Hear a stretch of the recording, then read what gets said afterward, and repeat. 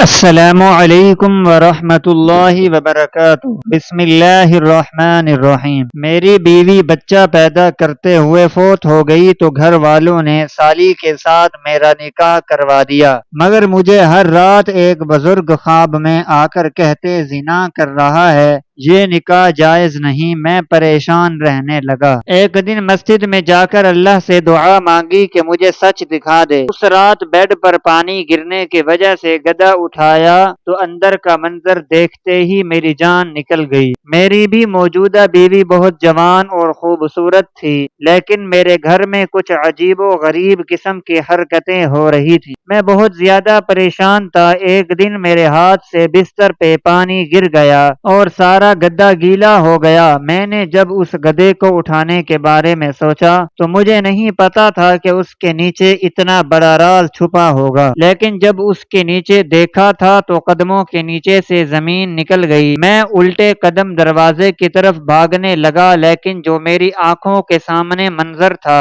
وہ اتنا خوفناک نہیں تھا، کیونکہ کبھی یہ منظر میرے دل کا سکون ہوتا تھا، لیکن میں بہت بری طرح ڈر گیا تھا۔ میں آگے بڑھا اور میں ایک ہی سوال کیا، کون ہو؟ تو جب اس نے بتایا وہ کون ہے تو میرے قدموں کے نیچے سے زمین نکل گئی۔ میرا نام حمید ہے اور میں ایک بہت امیر آدمی تھا۔ میرا شمار ان لوگوں میں ہوتا تھا جو اپنی دولت کے بلبوتے پر کسی بھی جگہ اپنی پہچان بنا سکتے ہیں، لیکن میرا اصل فخر میری دولت نہیں بلکہ میرا خاندانی گھر تھا۔ ایک وسیع و عریض حویلی جس کے کونے کونے میں تاریخ کی خوشبو بسی ہوئی تھی۔ یہ گھر اتنا بڑا تھا کہ میں خود بھی اس کے کچھ حصوں سے واقف نہیں تھا، لیکن چونکہ میں وہاں رہتا تھا اس لیے لوگ مجھے بہت زیادہ امیر سمجھتے تھے۔ میرا رہن سہن، میرا لباس، میرے انداز، سب سے میرے رتبے کی جھلک نظر آتی تھی، لیکن میرے دل میں ہمیشہ ایک کمی رہتی تھی۔ وہ تھی ایک ایسی ہم سفر کی جو مجھے سمجھ سکے، جو میری زندگی میں ایک نیا رنگ بھر سکے۔ اسی خواہش کے تحت ایک دن میں ایک گھر رشتہ لے کر پہنچا۔ یہ گھر میرے معیار سے چھوٹا تھا، لیکن پھر بھی کسی حد تک عزت دار اور شریف لوگوں کا لگتا تھا۔ میں جیسے ہی دروازے پر پہنچا تو اچانک ایک لڑکی سے ٹکرا گیا۔ وہ بہت غصے میں تھی۔ اس نے مجھے گھور کر دیکھا اور فوراً کہا کہ آپ کو چلنے کی تمیز نہیں ہے، آپ کیسے کسی سے ٹکرا سکتے ہیں؟ میں اس کے لہجے کی سختی پر حیران رہ گیا، کیونکہ عام طور پر لوگ مجھ سے ایسے بات نہیں کرتے تھے، لیکن حیرانی کے ساتھ میرے دل میں اس کے لیے ایک عجیب سا جذبہ پیدا ہوا۔ وہ پلٹ کر چلی گئی اور میں وہیں کھڑا رہ گیا۔ کچھ لمحے بعد مجھے احساس ہوا کہ میں کس کام کے لیے آیا تھا اور اندر جانے کا کہا گیا۔ مجھے ایک بڑے کمرے میں بٹھایا گیا جہاں لڑکی والے بہت عزت سے پیش آئے اور تھوڑی دیر بعد ایک لڑکی میرے سامنے آ کر بیٹھی۔ میں نے اس کا چہرہ غور سے دیکھا اور میرے دل میں ایک دھڑکا سا ہوا۔ یہ وہ لڑکی نہیں تھی جس سے میں باہر ٹکرایا تھا، وہ الگ تھی اور یہ الگ تھی۔ یہ بھی بری نہیں تھی، لیکن وہ بات نہیں تھی جو اس پہلی لڑکی میں تھی۔ میں نے ہلکی سی الجھن کے ساتھ ان لوگوں سے پوچھا کہ باہر جو لڑکی تھی وہ کون ہے؟ انہوں نے کہا کہ وہ بھی ہماری بیٹی ہے، اس کا نام سویرا ہے، لیکن ہم جس بیٹی کا رشتہ تلاش کر رہے ہیں وہ یہ ہے جس کا نام ماہین ہے۔ ماہین سویرا سے زیادہ خوبصورت نہیں تھی اور نہ ہی اس کی رنگت بہت صاف تھی۔ اس میں وہ بات نہیں تھی جو سویرا میں تھی۔ میں جان گیا تھا کہ اگر میں اس گھر میں شادی کروں گا تو یہ صرف سویرا سے کروں گا۔ میں نے اپنی بات واضح طور پر کہہ دی کہ اگر مجھے شادی کرنی ہے تو صرف سویرا سے ہی کروں گا۔ ان لوگوں کے چہرے پر ایک عجیب سی حیرانی تھی، شاید وہ پہلے سے ماہین کی شادی کے لیے تیار تھے اور اب اچانک میں نے دوسری بیٹی کا نام لے لیا تھا۔ انہیں یہ فکر بھی لاحق ہو سکتی تھی کہ دونوں بہنوں کے بیچ کوئی مسئلہ نہ کھڑا ہو جائے، لیکن میں اپنے فیصلے پر قائم تھا۔ میں نے کہا آپ لوگ جو بھی فیصلہ کریں مجھے بتا دیں۔ شاید انہیں یہ فکر تھی کہ ایک امیر شخص کا رشتہ ہاتھ سے نہ نکل جائے، اس لیے اگلے ہی دن مجھے جواب دے دیا گیا کہ انہیں یہ رشتہ منظور ہے۔ میں نے اطمینان کی سانس لی کیونکہ سویرا میرے دل کو بھا گئی تھی۔ میں اس سے شادی کرنا چاہتا تھا اور اب وہ میری ہونے جا رہی تھی۔ ہماری شادی دھوم دھام سے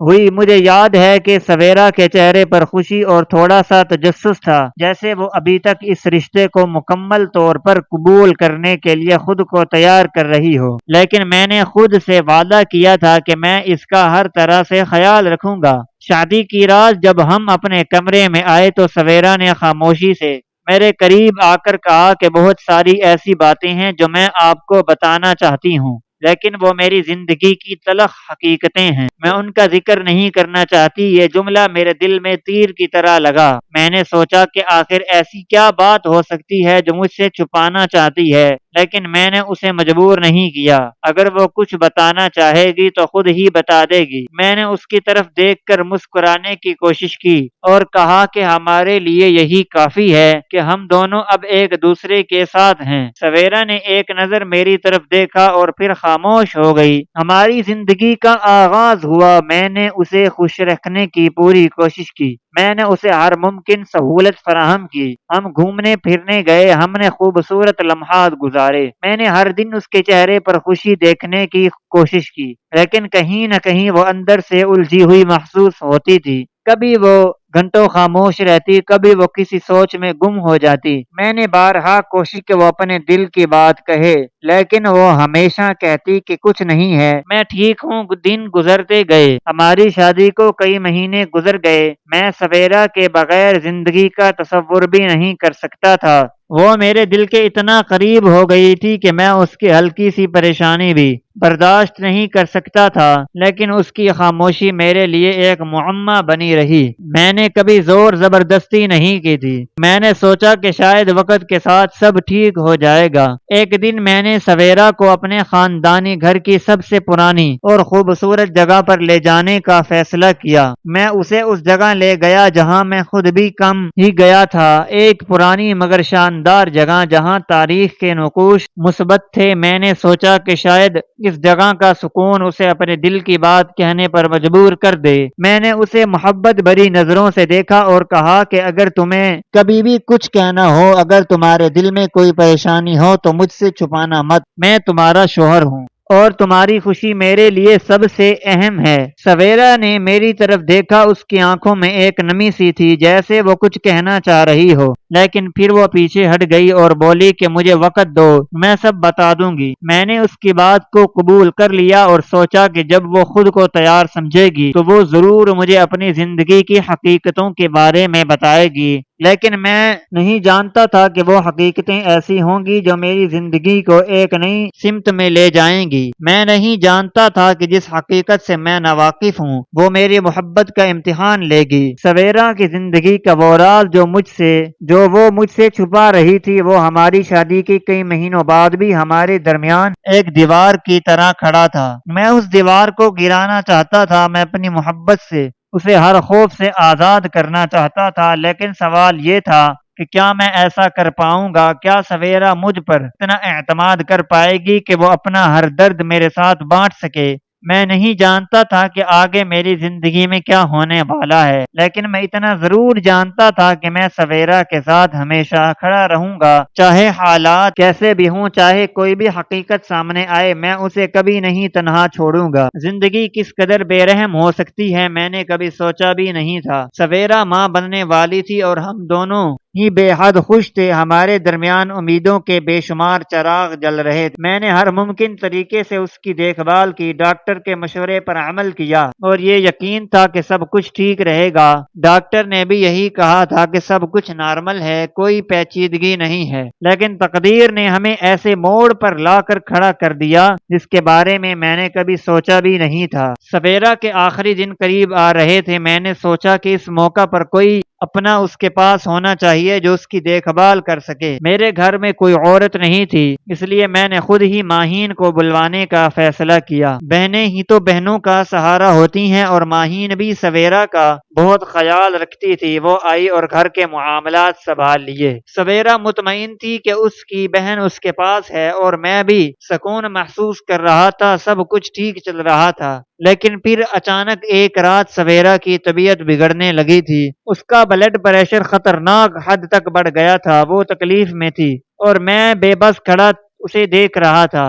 ہم نے فوراً ہسپتال لے جانے کا فیصلہ کیا۔ گاڑی چلاتے ہوئے میرے ہاتھ کانپ رہے تھے، دل پوری طرح دھڑک رہا تھا اور دماغ میں بس ایک ہی دعا تھی کہ سویرا اور میرا بچہ دونوں محفوظ رہیں۔ ہسپتال پہنچتے ہی ڈاکٹرز نے اسے ایمرجنسی میں لے لیا۔ میں بے چینی سے باہر بیٹھا رہا، وقت جیسے تھم سا گیا تھا۔ کچھ ہی دیر بعد ایک ڈاکٹر آیا، اس کے چہرے پر سنجیدگی تھی۔ میں نے گھبرا کر پوچھا کہ سب ٹھیک ہے نا؟ ڈاکٹر نے گہری سانس لی اور کہا کہ معاملہ بہت نازک ہو چکا ہے، ہمیں ماں اور بچے میں سے کسی ایک کو بچانے کا فیصلہ کرنا ہوگا۔ میرا دماغ معاف ہو گیا تھا۔ میں نے ایک لمحہ ضائع کیے بغیر کہا کہ میری بیوی کو بچائیں، بچہ چلا بھی گیا تو ہم مل کر صبر کر لیں گے، لیکن سویرا کے بغیر میں نہیں جی سکوں گا۔ لیکن تقدیر کو کچھ اور ہی منظور تھا۔ کچھ دیر بعد ڈاکٹر واپس آیا، اس کے چہرے پر افسوس کے آثار تھے۔ اس نے سر جھکا کر کہا کہ آپ کی بیوی اس دنیا میں نہیں رہی،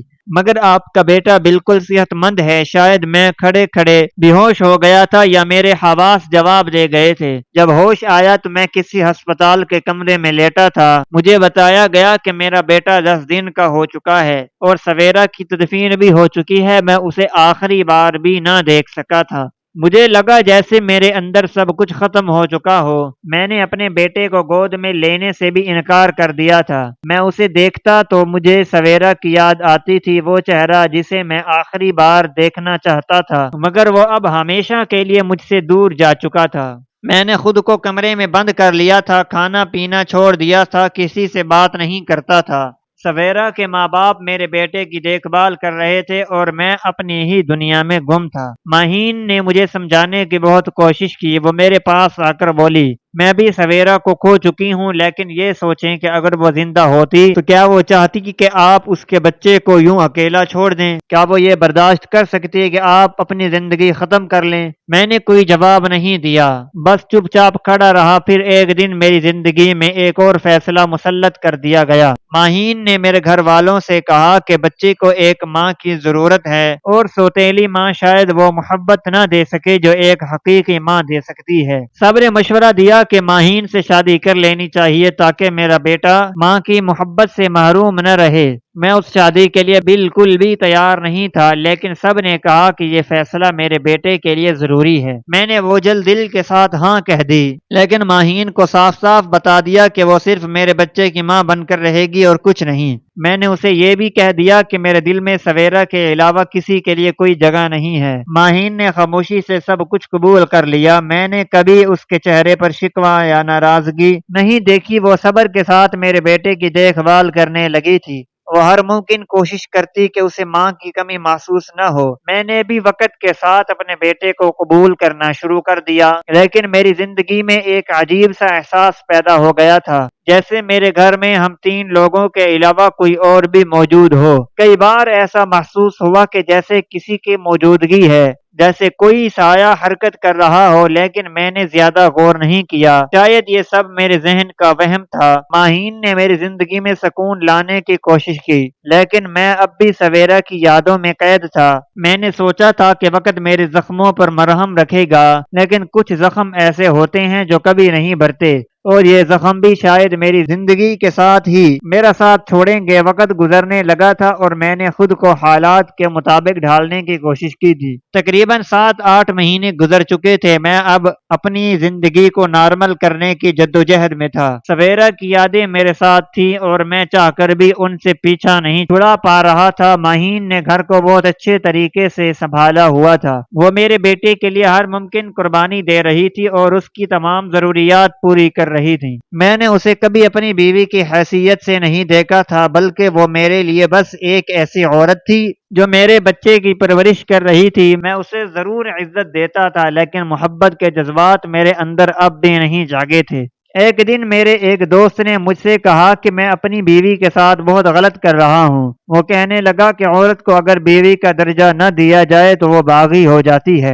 اگر وہ باغی ہو گئی تو پھر میں اس سے سوال کرنے کے بھی قابل نہیں رہوں گا۔ مجھے یہ بات بری لگی، لیکن اس نے جو کہا کافی حد تک درست بھی تھا۔ میں نے اس پر غور کرنا شروع کر دیا، شاید میں واقعی غلط کر رہا ہوں۔ میں نے ماہین کو کبھی ایک بیوی کی حیثیت سے اپنایا ہی نہیں تھا، لیکن وہ اس کے باوجود میرے گھر کو اور میرے بیٹے کو سنبھال رہی تھی۔ میں نے فیصلہ کر لیا کہ اب میں اسے مکمل طور پر قبول کر لوں گا اور اسے بیوی کا وہ درجہ دوں گا جس کی وہ حقدار ہے۔ اس رات جب میں سویا تھا تو مجھے ایک عجیب سا خواب آیا۔ میں نے دیکھا کہ میں ایک گندے نالے میں کھڑا ہوں، میرا ایک پاؤں نالے کے گندے اور کیچڑ بھرے پانی میں ہے جبکہ دوسرا پاؤں ایک بالکل صاف شفاف پانی میں ہے۔ میں اس منظر کو دیکھ کر حیران تھا، مجھے سمجھ نہیں آ رہا تھا کہ یہ کیا ہو رہا ہے۔ اچانک سے ایک بزرگ میرے سامنے نمودار ہوئے۔ وہ سفید لباس میں تھے اور ان کا چہرہ بہت نورانی تھا۔ انہوں نے مجھے سخت نظروں سے دیکھا اور کہا کہ تو زنا کر رہا ہے، تو گناہ کر رہا ہے۔ میں حیران رہ گیا، میرے اندر ایک خوف سا پیدا ہونے لگا۔ میں سوچنے لگا کہ میں نے کیا گناہ کیا ہے، میں تو شادی شدہ ہوں، پھر مجھ پر زنا کا الزام کیسے لگ سکتا ہے۔ میں اس خواب کو زیادہ اہمیت نہ دے سکا اور اگنور کر دیا۔ میں نے سوچا کہ شاید میرا ذہن کچھ زیادہ سوچ رہا ہے، اس لیے ایسے خواب آ رہے ہیں۔ لیکن جب بھی میں ماہین کو بیوی کے طور پر قبول کرنے کی کوشش کرتا، اسی رات مجھے وہی خواب دوبارہ نظر آتا، وہی گندا نالا، وہی بزرگ اور وہی الفاظ، تو زنا کر رہا ہے۔ میں اب بہت زیادہ پریشان ہو چکا تھا۔ یہ خواب بار بار آ رہا تھا، جیسے کوئی مجھے کچھ سمجھانے کی کوشش کر رہا ہو، جیسے کوئی مجھے کسی حقیقت پردہ اٹھانے کے لیے مجبور کر رہا ہو۔ لیکن میں ابھی تک اس خواب کا مطلب سمجھنے سے قاصر تھا۔ وقت کے ساتھ ساتھ میرے اور ماہین کے تعلقات میں ایک عجیب سی تبدیلی آ گئی تھی۔ پہلے وہ بہت صابر اور خاموش طبیعت کی لگتی تھی، لیکن آہستہ آہستہ مجھے محسوس ہونے لگا کہ وہ کافی چالاک ہو رہی ہے۔ وہ باتوں باتوں میں مجھ سے کافی زیادہ خرچے کروانے لگی تھی۔ وہ مجھ سے بچے کے نام پر بہت سارے پیسے لیتی اور مختلف چیزوں کی خریداری کرتی۔ میں نے اس پر زیادہ توجہ نہیں دی کیونکہ ایک ماں اپنے بچے کے لیے ہی خرچ کرتی ہے۔ مجھے اس پر شک کرنے کی کوئی ضرورت نہیں تھی، لیکن ایک دن اچانک جب موسم بدلا اور سردی آ گئی تو ایک مسئلہ سامنے آیا۔ میرے بیٹے کے پاس سردی کے کپڑے نہیں تھے۔ میں نے حیرانی سے ماہین سے پوچھا کہ تم تو پچھلے 2-3 ہفتوں سے مجھ سے کہہ رہی تھی کہ بچے کے کپڑے لینے ہیں، تو پھر اس کے پاس گرم کپڑے کیوں نہیں ہیں؟ ہمیں فوراً جا کر بازار سے 40-50 ہزار کے نئے کپڑے خریدنے پڑے۔ میں نے اسے پھر سوال کیا کہ وہ جو پیسے میں نے پہلے دیے تھے وہ کہاں گئے، وہ کیوں خرچ نہیں ہوئے؟ ماہین کا رویہ عجیب سا ہو گیا۔ وہ کہنے لگی کہ آپ کو ہر چیز کا حساب دینا پڑے گا۔ مجھے اس کا یہ جواب سن کر جھٹکا لگا۔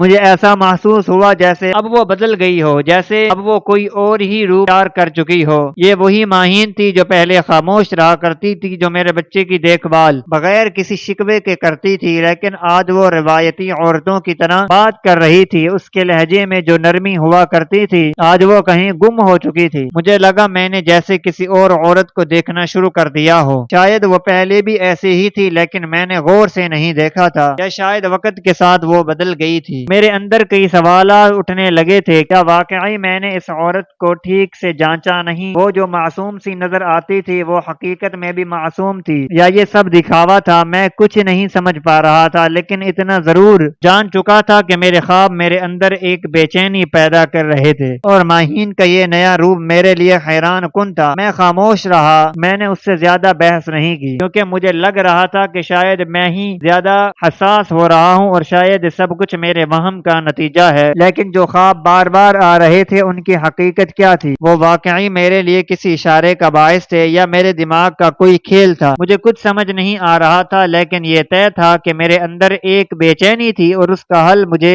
جلد یا دیر تلاش کرنا تھا۔ اس دن میں گھر میں اکیلا تھا۔ ماہین اپنی ماں کے گھر گئی تھی اور بیٹے کو بھی ساتھ لے گئی تھی۔ میں شام کے وقت پانی پینے کے لیے اٹھا، کچن میں جا کر گلاس میں پانی بھرا۔ جیسے ہی میں نے پانی پینے کے لیے گلاس اٹھایا وہ میرے ہاتھ سے پھسل گیا اور سیدھا بستر پر گر گیا۔ پانی گرتے ہی بستر بھیگ گیا تھا۔ مجھے یہ منظر دیکھ کر جھنجھلاہٹ ہوئی۔ میں نے سوچا کہ گدا اٹھا کر اسے دھوپ میں رکھ دوں تاکہ جلدی سوکھ جائے۔ میں نے جیسے ہی بستر کا گدا اٹھایا میرے قدموں کے نیچے سے زمین نکل گئی، آنکھوں کے سامنے اندھیرا چھا گیا۔ میں پیچھے ہٹتے ہوئے لرزنے لگا جیسے میں نے کسی آسیب کو دیکھ لیا ہو۔ میرے بستر کے نیچے ایک لڑکی چھپی ہوئی تھی اور وہ کوئی اور نہیں بلکہ سویرا تھی، میری پہلی بیوی جسے میں سالوں پہلے مردہ سمجھ چکا تھا۔ اس لمحے میرا پورا جسم کانپنے لگا، دل کی دھڑکن تیز ہو گئی۔ مجھے یقین نہیں آیا کہ جو میں دیکھ رہا ہوں وہ حقیقت ہے یا میرا وہم۔ سویرا کا چہرہ زرد ہو چکا تھا، جسم کمزور تھا، بال بکھرے ہوئے تھے، وہ ایک زندہ لاش کی طرح لگ رہی تھی۔ میں نے سوچا کہ شاید میں کسی بھوت کو دیکھ رہا ہوں۔ مجھے محسوس ہوا کہ یہ سویرا نہیں بلکہ اس کی روح ہے جو مجھ سے ملنے آئی ہے۔ میں ایک قدم پیچھے ہٹا، لیکن پھر اس نے اپنے کمزور ہاتھوں سے مجھے پکڑنے کی کوشش کی اور روتے ہوئے مجھے پکارا۔ میں سکتے میں آ گیا۔ میں نے حیرانی، خوف کے ملے جلے احساس کے ساتھ پوچھا، یہ کیا حال بنا رکھا ہے؟ کہاں تھی تم؟ کہاں سے آئی ہو؟ کہ ہونٹ کپ کپا رہے تھے۔ وہ کچھ دیر تک کچھ نہ کہہ سکی، پھر بمشکل اپنے لبوں کو جنبش دی اور کہا، مجھے اسی گھر میں قید کر دیا گیا تھا، بڑی مشکل سے قید سے نکلی ہوں۔ مجھے کسی کے قدموں کی آہٹ سنائی دی، لیکن نظر کچھ نہیں آ رہا تھا۔ مجھے لگا کہ گھر خالی ہے، اس لیے میں بستر کے نیچے چھپ گئی۔ اس کی بات سن کر میں بالکل سن ہو گیا تھا، میری سمجھ سے باہر تھا کہ یہ کیا ہو رہا ہے۔ میری نظریں اس کے کمزور جسم پر پڑیں، وہ بالکل ہڈیوں کا ڈھانچہ بن چکی تھی، اس کے کپڑے پھٹے ہوئے تھے، چہرے پر زخموں کے نشان تھے، ایسا لگ رہا تھا کہ جیسے وہ صدیوں سے اندھیرے میں قید رہی ہو۔ مجھے اپنے ہوش بحال رکھنے کے لیے خود کو سنبھالنا پڑا۔ میں نے فوراً سویرا کو سہارا دیا اور گھر سے باہر نکلا۔ میں نے ایک لمحہ بھی ضائع کیے بغیر اسے ڈاکٹر کے پاس لے جانے کا فیصلہ کیا۔ میں گاڑی میں اسے لے کر فوراً ہسپتال پہنچا۔ ڈاکٹر نے جب اس کا معائنہ کیا تو تشویش سے سر ہلا دیا۔ ڈاکٹر نے کہا کہ سویرا شدید غذائی قلت کا شکار ہے، اس کے جسم میں طاقت نہ ہونے کے برابر ہے، ذہنی دباؤ اور مسلسل تناؤ کی وجہ سے اس کی حالت بہت زیادہ بگڑ چکی ہے، اسے فوری علاج کی ضرورت ہے، اگر زیادہ دیر ہو جاتی تو شاید اس کا بچنا مشکل ہو جاتا۔ ڈاکٹر کی یہ باتیں سن کر میرا دل جیسے مٹھی میں آ گیا تھا۔ میں نے زندگی میں کبھی خود کو اتنا بے بس محسوس نہیں کیا تھا۔ میں نے ڈاکٹر سے پوچھا کیا اسے گھر لے جا سکتا ہوں، لیکن ڈاکٹر نے منع کر دیا کہ اس کی حالت ایسی نہیں کہ ابھی اسے گھر لے جایا جائے، اسے کچھ دن یہیں رکھنا ہوگا تاکہ اس کی مناسب دیکھ بھال ہو سکے۔ میں وہیں بیٹھا رہا۔ سویرا کو نیند کی دوائی دی گئی تاکہ وہ آرام کر سکے۔ میں اس کے پاس بیٹھا رہا اور سوچوں میں گم ہو گیا کہ آخر اس کے ساتھ ایسا کیا ہوا تھا، کون اسے قید کر سکتا تھا اور کیوں؟ یہ سوچ بھی نہیں سکتا تھا کہ وہ سب میرے گھر میں ہوا ہوگا۔ میں نے اس کا ہاتھ پکڑا، وہ بہت زیادہ کمزور محسوس ہو رہا تھا، مجھے لگا جیسے وہ میری گرفت میں ہی ٹوٹ جائے گی۔ جب وہ کچھ دیر بعد ہوش میں آئی تو میں نے نرمی سے اس سے پوچھا کہ یہ سب کیا ہوا، تم کہاں غائب ہو گئی تھی، تمہاری موت کی خبر کیسے پھیلی تھی؟ اس کی آنکھیں کھلی اور چھت کی طرف دیکھنے لگی، کچھ لمحے خاموش رہی، پھر آہستہ آہستہ بولنا شروع کیا کہ مجھے خود کچھ نہیں معلوم، مجھے بس اتنا یاد ہے کہ میں نے ایک نارمل ڈیلیوری کی تھی۔ میں نے فوراً اس کی بات کاٹ کر کہا کہ نہیں، تمہارا آپریشن ہوا تھا، ڈاکٹر نے کہا تھا کہ حالات بہت خراب ہیں۔ وہ حیران ہو کر میری طرف دیکھنے لگی تھی، اس کے چہرے پر عجیب سے تاثرات تھے، جیسے وہ میری بات پر یقین نہ کر پا رہی ہو۔ اس نے کہا کہ نہیں، میری نارمل ڈیلیوری ہوئی تھی، میں نے اپنے بیٹے کو دیکھا بھی نہیں، میں نے سوچا کہ مجھے میرا بچہ دے دیا جائے، لیکن پھر میرے ماں باپ آ گئے اور انہوں نے مجھے وہاں سے غائب کر دیا، مجھے کسی کے حوالے کر دیا جو مجھے ایک ایسے قید خانے میں لے گئے جو ہمارے ہی گھر کے اندر تھا، تہ خانے میں۔ میں یہ سن کر حیران رہ گیا، میرا دماغ مفلوج ہونے لگا۔ میں نے سوچا کہ وہ جھوٹ بول رہی ہے یا پھر وہ کسی ذہنی دھوکے میں ہے۔ میں نے نرمی سے اس کا ہاتھ تھاما اور کہا، یہ سب کیسے ممکن ہے، ہمارے گھر میں تو کوئی تہ خانہ نہیں ہے۔ اس نے میری آنکھوں میں آنکھیں ڈالی اور کہا کہ میں سچ بول رہی ہوں، ہمارے گھر کے اندر ایک خفیہ راستہ تھا جو مجھے وہاں لے گیا تھا اور میں وہاں برسوں قید رہی۔ اس کی بات سن کر میں اندر سے لرز گیا تھا۔ میں نے سوچا بھی نہیں تھا کہ میری زندگی میں ایسا لمحہ آئے گا، جو عورت میرے لیے مر چکی تھی وہ میرے سامنے زندہ کھڑی ہو گئی، وہ اتنے مہینوں تک قید رہی ہوگی اور مجھے اس کی خبر تک نہیں ہوئی ہوگی۔ میں اس کے چہرے کی طرف دیکھتا رہا، میرے پاس الفاظ نہیں تھے کہ میں کیا کہوں۔ میرے ذہن میں ایک طوفان برپا تھا کہ آخر یہ سب کیوں ہوا،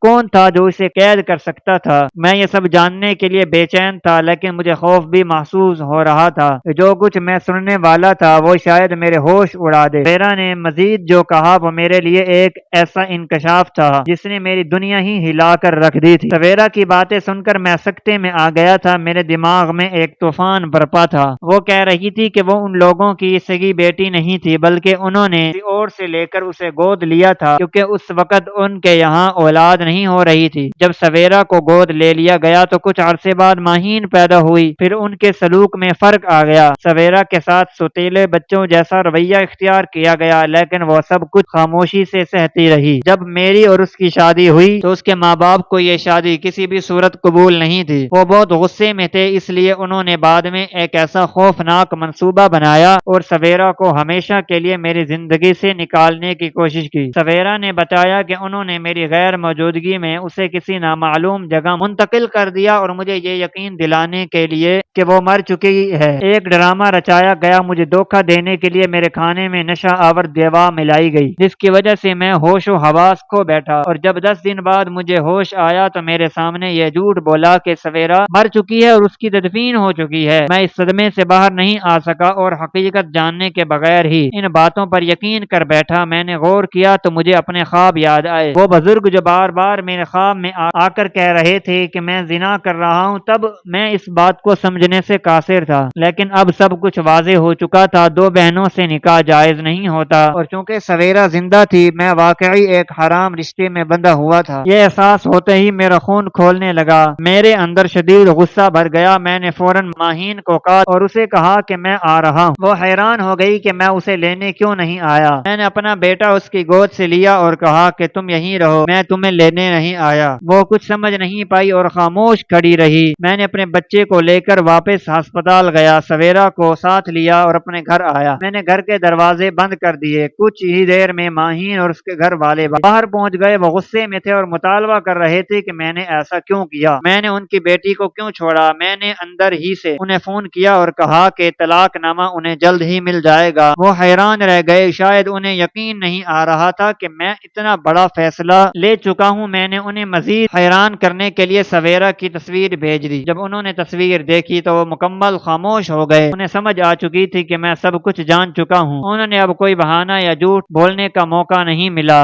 وہ لاچار کھڑے رہ گئے تھے۔ میں نے اس کے بعد ان کے خلاف قانونی کارروائی کا فیصلہ کیا، ان پر سویرا کے اغوا اور اقدام قتل کا مقدمہ درج کروایا جس کی کوئی ضمانت ممکن نہیں تھی۔ اب میں کسی بھی حال میں انہیں معاف کرنے والا نہیں تھا۔ میں نے وہ سب کچھ لوٹانے کا عزم کر لیا تھا جو انہوں نے ہم دونوں سے چھینا تھا۔ سویرا نے جب اپنے بیٹے کو گلے سے لگایا تو وہ جذبات سے مغلوب ہو گئی کہ آنسو بہنے لگے۔ میں نے یہ منظر دیکھا تو میری آنکھیں بھی نم ہو گئیں۔ اس لمحے مجھے احساس ہوا کہ میں نے اپنی زندگی کے اتنے سال ایک دھوکے میں گزار دیے، لیکن اب میں سویرا کے ساتھ تھا۔ میں نے اسے یقین دلایا کہ اب میں کبھی اسے تکلیف میں مبتلا نہیں ہونے دوں گا۔ ہم نے اپنی زندگی کو نئے سرے سے شروع کیا اور ہمارے گھر میں خوشیاں واپس آ گئیں۔ ہمارا گھر اب محبت اور امن کا گہوارہ بن چکا تھا۔ ہم نے ماضی کی تلخ یادوں کو بھلا کر ایک نئی زندگی کا آغاز کیا۔ ناظرین، آپ کو آج کی کہانی کیسی لگی؟ کمنٹ باکس میں اپنی رائے کا اظہار ضرور کریں۔ خواہش صرف اتنی سی ہے کہ کچھ الفاظ لکھوں جس سے کوئی گمراہی کے راستے پہ جاتے جاتے رک جائے، اور نہ بھی رکے تو سوچ میں ضرور پڑ جائے۔ دوستوں، امید کرتا ہوں کہ آپ کو یہ ہماری کہانی پسند آئی ہوگی۔ کہانی پسند آئی ہو تو ویڈیو کو لائک کریں، کمنٹ کریں، شیئر کرنا بالکل بھی نہ بھولیں۔ اور ہاں، اگر آپ اس چینل پر نئے ہیں تو اس چینل کو سبسکرائب ضرور کریں اور نوٹیفیکیشن کے بٹن کو ضرور دبائیں تاکہ آنے والی کہانی سب سے پہلے